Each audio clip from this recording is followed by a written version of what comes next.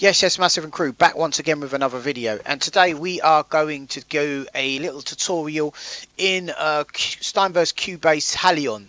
This is a great little sampler. I've actually purchased this sampler from Steinberg. Cubase actually comes with this, I believe, as an LE version. I don't think you can do all the editing functions and stuff as such, but this is one of my go-to samplers when I'm using Cubase if I want to use a sampler, right? So I'm going to sort of start from scratch again. So let me just get rid of this, and I'm just going to load up a fresh one. Let me just put FM8 on or something like that for the time being. Okay, boss. So I've loaded up FM8. So I'm going to load back the HALION now. HALION 6. I've actually got all of the Steinberg set up. It's quite good. Okay, so here we're faced with like just a normal synthesizer. HALION's got lots of synthesizers built into it as well, which is a new feature what I've found compared to the predecessors of this. You can literally load synths in there. I believe it comes with a sound library, or you can just go to the browser and you can go to your own sound library, and for the purpose of this demo, I'm just going to just download and just run a download. I'm going to load a drum up onto it. So I go to here, go to drums, and then I'm just going to go to one of my drum packs, and we're going to just load up a few drums, just get some bits and pieces in now. So there we go. So we load in now. We get some hard kicks to start with. Okay, that'll do. Nice sounding kick. So let me try to see what happens if I delete that there. There you go. So I can literally just drag and drop it, yeah. I can then go to, I believe, edit, and then mapping, and then you go to mapping, and here you've got literally the key groups where you can just drag and drop. It's, for those who use Contact, you should feel right at home here, because this is pretty much Contact style. And then you just assign your drums to individual keys. If I want to start all the way down here, I can just literally just drag this all the way down to here, and I can then make up a drum kit on individual keys. Now that sounds quite low, so you're going to have to set your root key to the same as your the key that you've transposed down to. So this will have to be C1, and you can literally double click it and you can just hit the keyboard and it will assign it, and you notice it now comes back to the right pitch or tempo, if you like, or whatever. So from there now, I'm going to go back to the browser. Now, probably at this stage, let's just have a look at something. If we can do this, we should be able to just go to the media browser here, I believe, and just drag and drop files, which will be a lot more convenient than just sort of using another window. This is kind of modular in terms of you can assign different windows to different places if you like. Okay, so what have we got here? Editor. Here you go, browser. It should be a browser here. If we're lucky, program MIDI modules, mapping, media bay. What about this? Yeah, okay, that's not quite what I wanted. So we go to browser. There we go. So we can put a browser in the window there if we want to. So just click on the browser, and there you go. Famous Mac spinning wheel. All right. So go to there. So back on the kicks now. So we got the kicks, yeah. And the kicks should show up in the next window here, which is a bit awkward, but yeah. So we got a couple of kicks. That was a nice one. And all I'm doing is just going through trying to find some kicks that I like.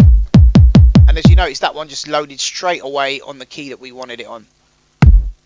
Another one. So we've got 3 kicks, yeah? We're going to drag 3 kicks in. And if you move the mouse up while you're holding the left mouse key, you notice the zone range opens up. If you move the mouse down, the zone range closes. So we just want one zone range, unless you want to play it on like multiple keys. Okay, so let's get some snares going now.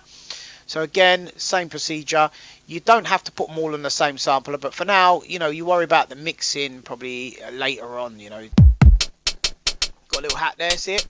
So now I could go back to my media bay, and as you can see, that previews straight away. It does it here as well, but this browsing here is just like pretty horrific. I'm not really too keen on all this. You can probably get rid of that window. All right, so we get some hats. Don't want nothing too hard. These are like close hats. You can use your down key. CLO 24, that sounds alright. Put that in there like that.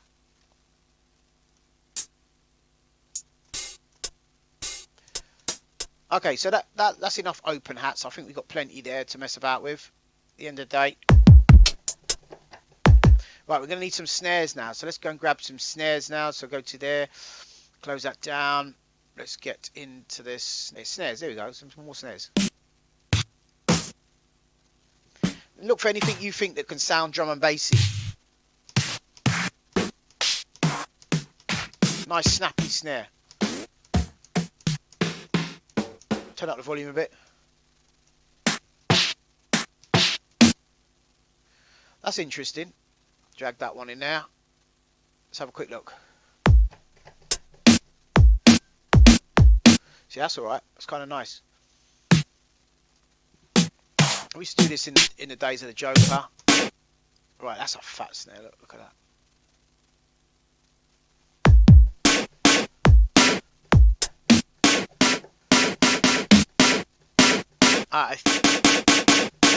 Some sort of pitching. I've got the pitch wheel here. Right, we need some open hats. Quick open hats, some couple of claps. Open hat, there we go.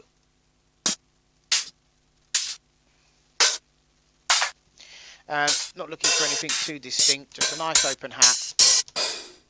Be more likely to get some of those on the breakbeat as well.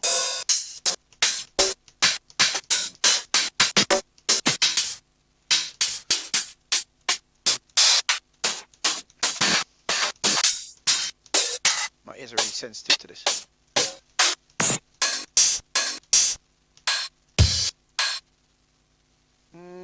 Alright, I'll keep that one. It's a bit housey, but let's see what happens. Anything goes, right? Ah, I like that too. Okay, so they got that. We got a clap as well. Let's get a clap going.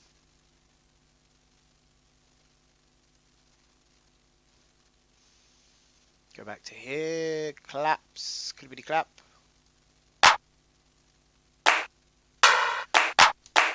That's unusual. Let's try that. So now this is the part of compiling drum kits. So now